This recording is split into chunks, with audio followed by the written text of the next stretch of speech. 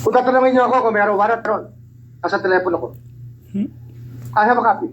Pero, hindi pa yan, hindi siya official copy, kaya, basta alam ko meron. Confirm yan. Nasa telepono ko yung warrant.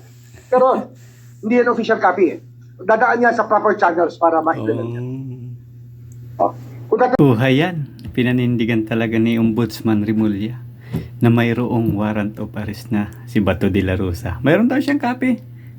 Nasa telepono daw niya. Uy, anak ko. Ano ba talaga yung papel dito ni Boying? Ombudsman ba siya? DOJ Secretary? Journalist? Mediaman? Kasi sinabi ng DILG wala daw eh. Wala pa. Pero pinanindigan niya na meron eh. 'Di ba? Or baka ito yung si Remulla, ito yung busing ni BBM. Oo, 'di ba?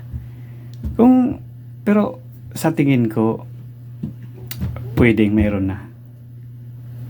Ayaw lang sabihin nila, pero ito si Boying Remulla, siya na yung nagsabi. Alam niyo naman si Jollibee, 'di ba?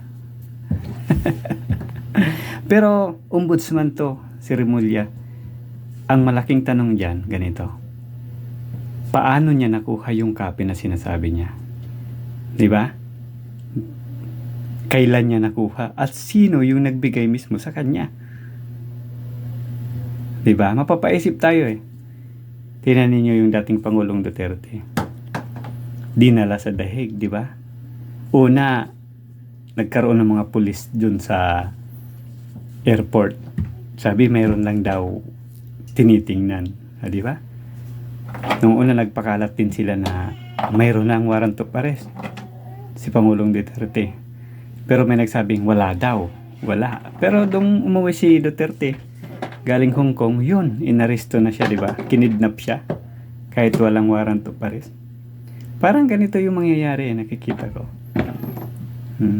Pero yung tanong dito, ano ba yung papel ni Boying Remulla sa ICC? Bakit madali niyang nalalaman kung mayroong warrant of arrest na inilabas ang ICC? Diba? Hindi ba kayo nagtataka? Mas nauuna pa siyang makaalam eh. Mr. Ombudsman, ano ba yung papel mo sa ICC? Mayroon ba kayong usapan? Mayroon ba kayong sikretong kombinasyon? Nagtatanong lang po, Sir Ombudsman. Kasi masyadong pinapahalata na mayroon kang ugnayan sa ICC. Hoy, anong plano nyo kay Senador Bato de la Rosa? Kikidnapin nyo rin ano? Kayo guys, ano sa palagay nyo? Dito kay Jollibee, ano kaya yung papel niya sa ICC?